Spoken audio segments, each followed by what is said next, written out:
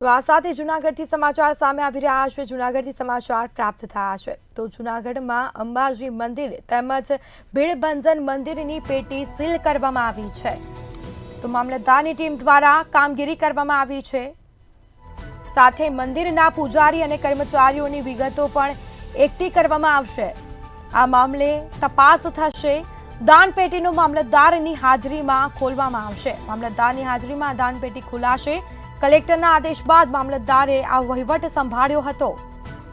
તો જે વિવાદ સર્જાઈ રહ્યો છે જૂનાગઢમાં, જેમાં અંબાજી અને ભીડભંજન મંદિરની પેટીને સીલ કરવામાં આવી છે। મામલતદારની ટીમ દ્વારા કામગીરી કરાઈ છે। મંદિરના પૂજારી અને કર્મચારીઓની વિગતો પણ મેળવવામાં આવશે। તપાસ થશે અને દાનપેટી છે તે મામલતદારની હાજરીમાં ખોલાશે।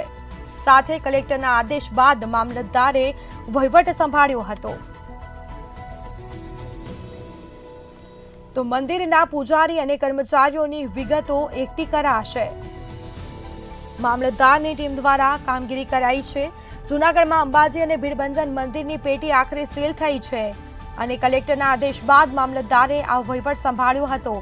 દાનપેટી મામલતદારની હાજરીમાં ખોલાશે તેમજ તપાસ થશે। વધુ વિગતો સાથે સંવાદદાતા અમર બખાઈ ફોનલાઈન પર જોડાયા છે। જી, જૂનાગઢમાં અંબાજી અને ભીડભંજન મંદિરની પેટી સીલ કરાઈ છે, શું છે મામલો?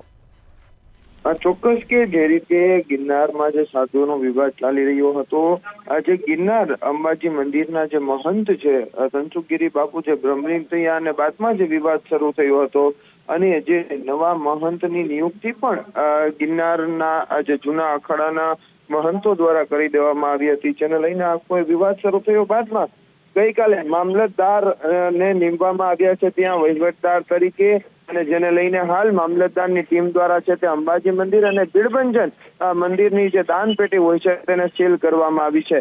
હાલ તો આ દાનપેટી મામલતદારની હાજરીમાં જ જ્યારે પણ ખોલવામાં આવશે ત્યારે આ દાનપેટી મામલતદારની હાજરીમાં ખોલશે।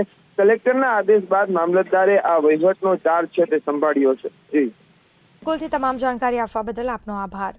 તો મામલતદારની ટીમ દ્વારા કામગીરી કરાઈ છે। તપાસ થશે। મંદિરના પૂજારી અને કર્મચારીઓની વિગતો એકઠી કરાશે।